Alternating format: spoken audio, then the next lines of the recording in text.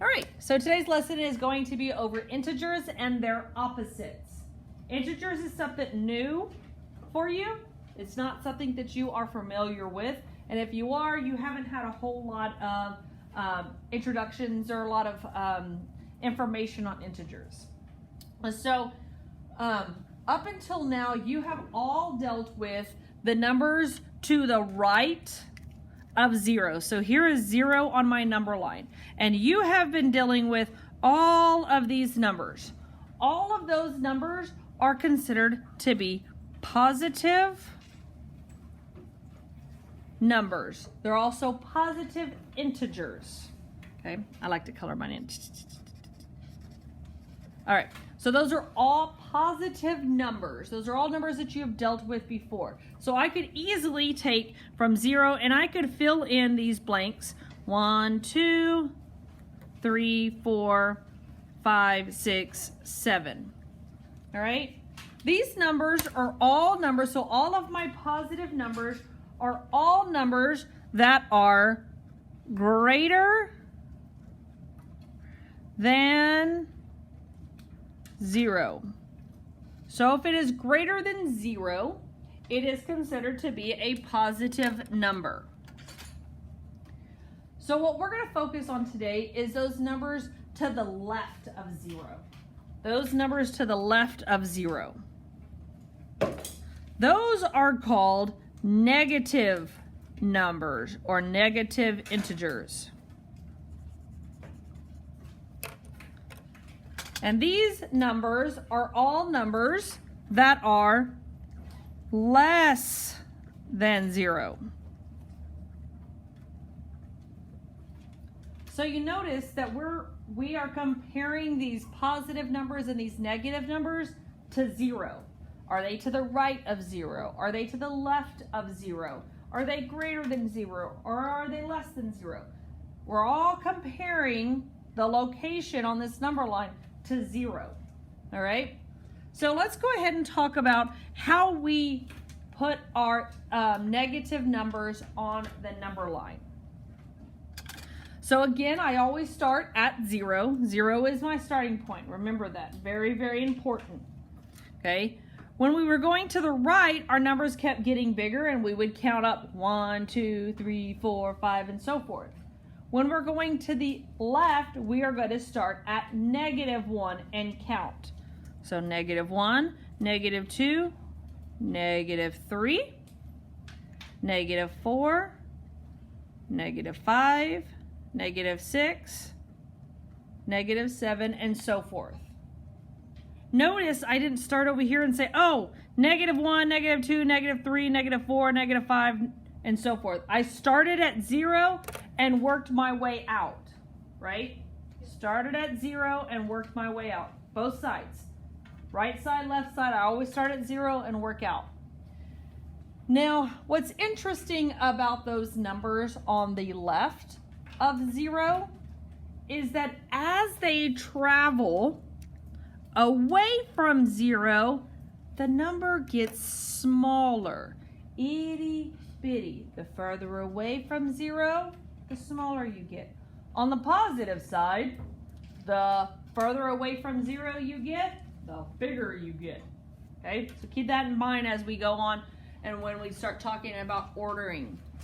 Now, what number was it that we said that we always start at? Yes, ma'am. 0. 0. We always start at 0. So we talked about some negative numbers. We talked about positive numbers. So I wonder what 0 would be considered. What do you think? Like in between? It would be an in-between. This is the way I look at 0. 0 is like that friend, okay? That friend that doesn't want to choose sides when other friends are fighting, right? Nope, I'm not going to choose friend over here or friend over here. I'm just going to stay in the middle, right? 0 is like neutral, okay? 0 doesn't like to be associated with those positive integers. Neither does it like to be associated with those negative integers. It says, hey, I am my own number. I am not going to get a title of negative or positive. I am just 0. So 0, we don't say, oh, positive 0 or negative 0. 0 gets really mad when you put a label on it. Okay? So 0 is neither positive, let me get my right color here. Neither positive or negative.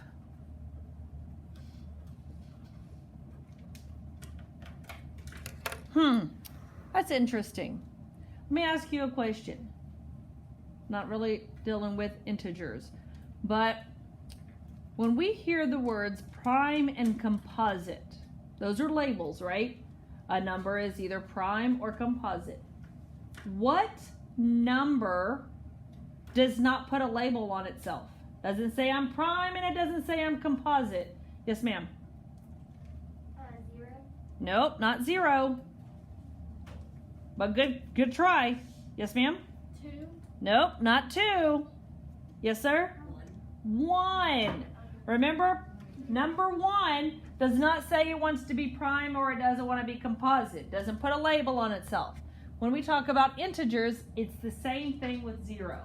0 doesn't like labels. Doesn't want to be either one of them. All right, so when we talk about positive and negative integers, we talk about signs. Not like signs like I love you signs, but positive and negative signs. So if I were to write this number, and I'm going to find a number up here. Let's say I were to write the number, this number.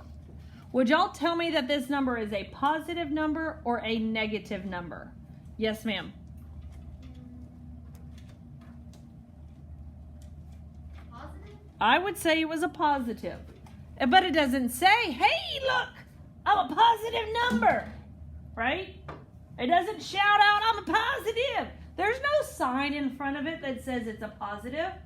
We're just assuming it's a positive, right? Would y'all agree? Yes. Because when any of your teachers ever wrote 15 on the board, you said, oh, it's 15. But now we're learning about integers, right? So in order for someone to say, hey, look, that number is actually a negative integer, I need to make sure to put a sign in front of it. Well, now it's easy, Miss Armstrong, that's a negative 15. Notice, I put a sign, it changes what value that has, right? When I didn't have this sign, it was just a plain out positive 15. So if you don't put a sign, we assume that it's going to be what type of integer? Yes, sir. Positive. It's going to be a positive, which would be which direction on the number line, right or left? Yes, ma'am? To the right. Correct. I know, you have to think. Okay, right, left, up, down.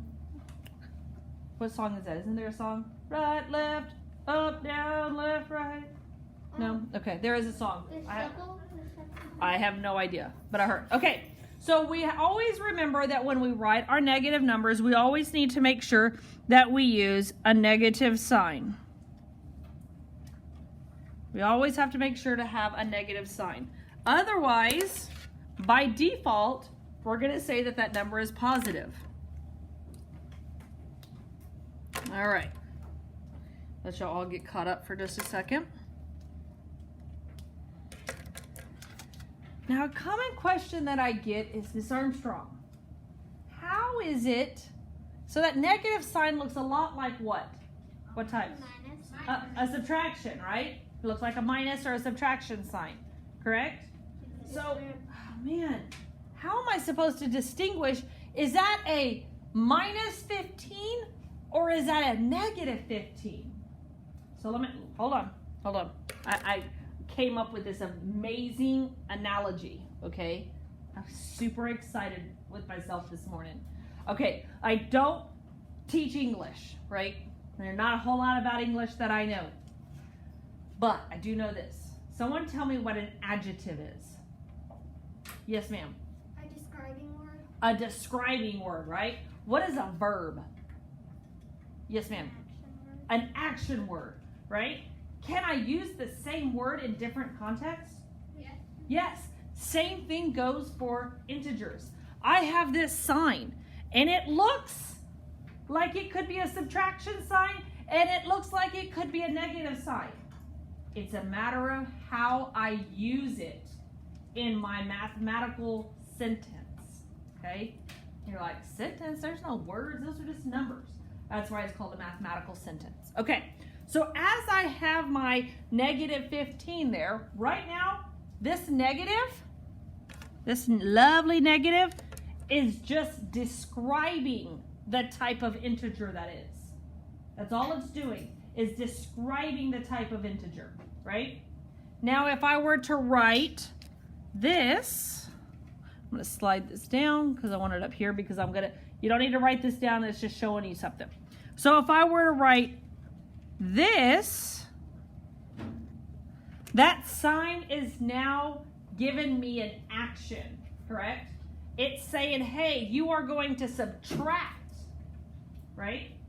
So now it went from a adjective to a verb, right?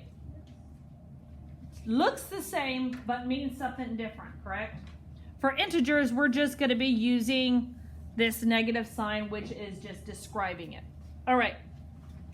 So let's look at an integer. So integers and their opposites. An integer is what we talked about, a negative or positive. The actual definition of an integer is any whole number and its opposite. So I'm going to use negative 15 here.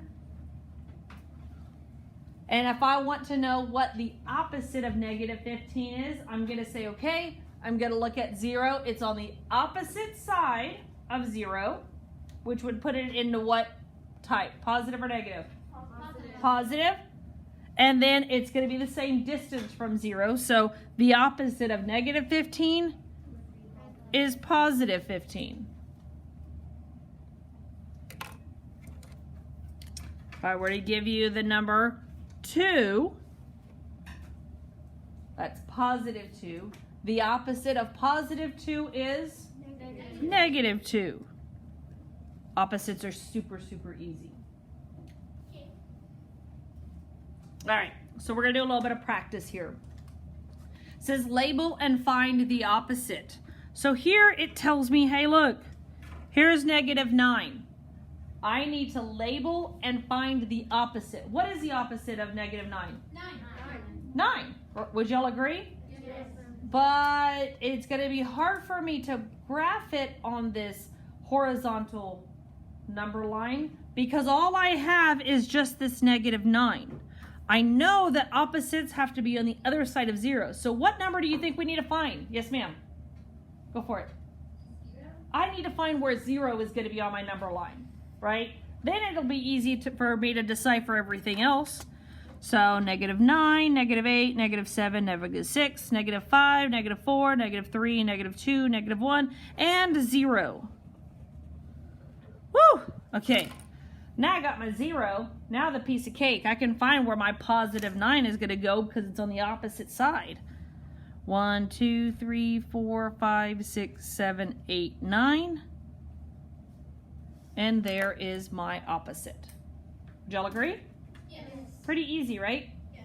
All right, so what I want you to do right now is you are going to do this vertical number line. We're going to label and find it on the vertical, and I want you to do this box here, okay? When you're done, put your head down, and then we'll discuss it, okay? And then we're just going to work some practice problems.